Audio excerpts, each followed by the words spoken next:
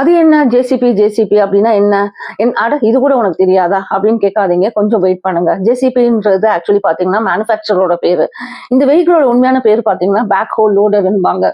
ஜேசிபியோட full form பாத்தீங்கன்னா Joseph Cyril பாம்ஃபோர்டு. இது வந்து 1953ல ப்ரொடக்ஷன் ஆரம்பிச்சிருக்காங்க. இது வந்து பிரிட்டிஷ் கம்பெனியை சேர்ந்தது. இது இன்னும் தெளிவா சொல்லணும்னா, இப்போ ஃபார் எக்ஸாம்பிள் நம்ம வந்து ஒரு ஜெராக்ஸே எடுத்துக்கோங்களேன். இப்போ வந்து ஒரு காப்பியோட போட்டோ காப்பி எடுத்துருவான்னு யாரும் சொல்ல மாட்டாங்க. இதோட ஜெராக்ஸ் எடுக்கணும்னு தான் சொல்லுவாங்க. Xerox is actually manufacturing company name. அது வந்து ஃபர்ஸ்ட் அந்த கம்பெனினால நம்ம யூசேஜ்ல ஈஸியா ஜெராக்ஸ்ன்னு சொல்றோம். But actually it should be said as photocopy. அதே மாதிரி தாங்க இந்த ஜேசிபி. இந்த வெஹிக்கல் பேர் வந்து பேக் ஹோல் லோடர். ஃபர்ஸ்ட் இந்த ஜேசிபி கலர்ஸ் பாத்தீங்கன்னா ஒயிட் அண்ட் ரெட்ல தான் வந்திருக்கு. போக தான் இது எல்லோல மாத்திருக்காங்க. ஏன்னா தூரத்துல இருந்து பார்க்கும்போது ஒயிட் அண்ட் ரெட் கலர் தெளிவா தெரிஞ்சில்ல.